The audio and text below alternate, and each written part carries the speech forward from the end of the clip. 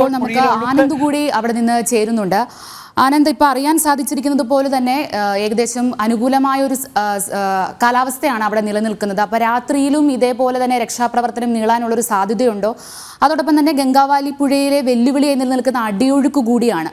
ഈ തരത്തിൽ രക്ഷാപ്രവർത്തനത്തിന് എത്രത്തോളം ബുദ്ധിമുട്ടുണ്ടാകും, അല്ലെങ്കിൽ രാത്രിയിലേക്കും ഈ രക്ഷാപ്രവർത്തനം നീളാനുള്ള സാധ്യതയും ഒരു അനുകൂല സാഹചര്യവും നിലനിൽക്കുന്നുണ്ടോ?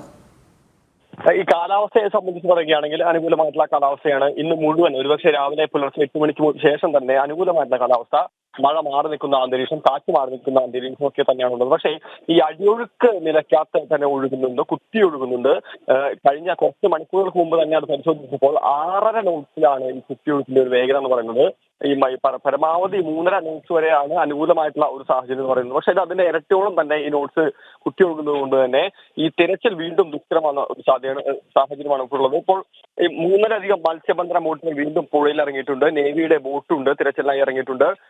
കുറച്ചു സമയം മുമ്പ് തന്നെ ഈശ്വർ മാൽപ്പേട നേതൃത്വത്തിലുള്ള സംഘം വീണ്ടും പുഴ ഇറങ്ങി. അദ്ദേഹം വീണ്ടും ഓക്സിജൻ സിലിണ്ടറുകൾ അടക്കം ഘടിപ്പിച്ചുകൊണ്ട് പുഴയിൽ മുങ്ങിക്കൊണ്ടുള്ള പരിശോധനയാണ് ഇപ്പോൾ നടന്നുകൊണ്ടിരിക്കുന്നത്. അത് തന്നെയാണ് നമുക്ക് ദൃശ്യങ്ങളിൽ നിന്ന് കാണാൻ വേണ്ടി സാധിക്കുന്നത്. നമുക്കറിയാം, വളരെ അപകടകരമായിട്ടുള്ള ഒരു ദൗത്യം തന്നെയാണ് ഇത്. കുറച്ച് സമയം മുമ്പ് ഈശ്വർ മാൽപ്പെ അത്തരത്തിലുള്ള ഈ കയർ പൊട്ടിക്കൊണ്ട് ഏകദേശം 100 മീറ്ററോളം ഒഴുകി പോകുന്ന ഒരു സാഹചര്യം ഉണ്ടായിരുന്നു. അദ്ദേഹത്തിന് മാത്രമല്ല അവിടെ നിന്ന് എല്ലാവരും അവരവരുടെ ജീവൻ പണയം വെച്ചുകൊണ്ടുള്ള ഒരു ദൗത്യം തന്നെയാണ് ഇപ്പോൾ നടക്കുന്നത്.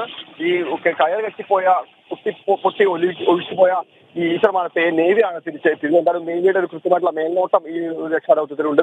അവരുടെ കൃത്യമായിട്ടുള്ള മേൽനോട്ടത്തിലും സുരക്ഷിതത്തിലും തന്നെയാണ് ഈ ഒരു ദൗത്യം നടന്നുകൊണ്ടിരിക്കുന്നത്. എന്തായാലും ഈ അല്പസമയത്തിനകം തന്നെ അനുകൂലമായിട്ടുള്ള ഒരു വാർത്ത ഉണ്ടാവുമെന്ന് നമുക്ക് പ്രതീക്ഷിക്കാം. പക്ഷേ ഇതുവരെ അത്തരത്തിൽ ഒരു ശുഭവാർത്ത ഇപ്പോഴും ലഭിച്ചിട്ടില്ല. അതായത് പുതിയ ലീഡുകളൊന്നും ലഭിച്ചിട്ടില്ല.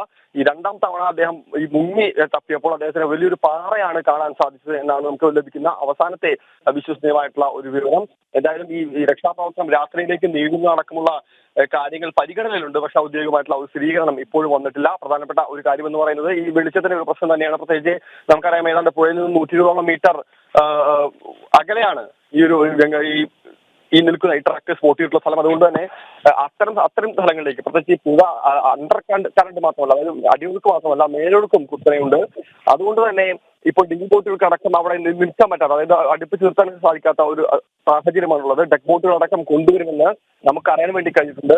അങ്ങനെയാണെങ്കിൽ തന്നെ ഇത്തരത്തിൽ നങ്കൂരമിട്ടുകൊണ്ട് ഈ പ്രദേശത്ത് തന്നെ, അതായത് ഈ ട്രക്ക് സ്പോട്ട് ചെയ്തിരിക്കുന്ന ഈ പ്രദേശത്ത് തന്നെ നിലയുറപ്പിക്കാനുള്ള ഒരു സാഹചര്യം ഉണ്ടാവും.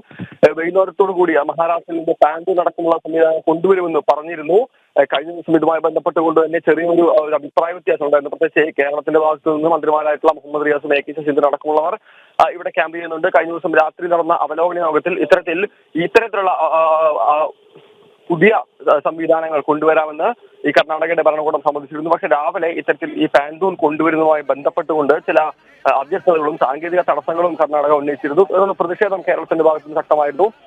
തുടർന്ന് ഇപ്പോൾ വീണ്ടും അത് കൊണ്ടുവരാമെന്നുള്ള ഒരു തരത്തിലേക്ക് എത്തിയിട്ടുണ്ട്. വൈകിട്ട് കൂടെ തന്നെ മഹാരാഷ്ട്രയിൽ നിന്ന് എത്തിക്കും എന്നാണ് നമുക്ക് അറിയാൻ വേണ്ടി സാധിക്കുന്നത്. അതുകൂടെ എത്തുന്നതോടുകൂടി ഈ തിരച്ചിൽ കുറച്ചുകൂടി വേഗം കൈവരും എന്ന് തന്നെയാണ് നമുക്ക് മനസ്സിലാക്കാൻ സാധിക്കുന്നത്. പ്രധാനപ്പെട്ട മറ്റൊരു കാര്യം, ഈ രാത്രിയിലേക്ക് കൂടെ ഈ രക്ഷാദൗത്യം നീളുമോ എന്നുള്ള കാര്യം സംശയകരം തന്നെയാണ്.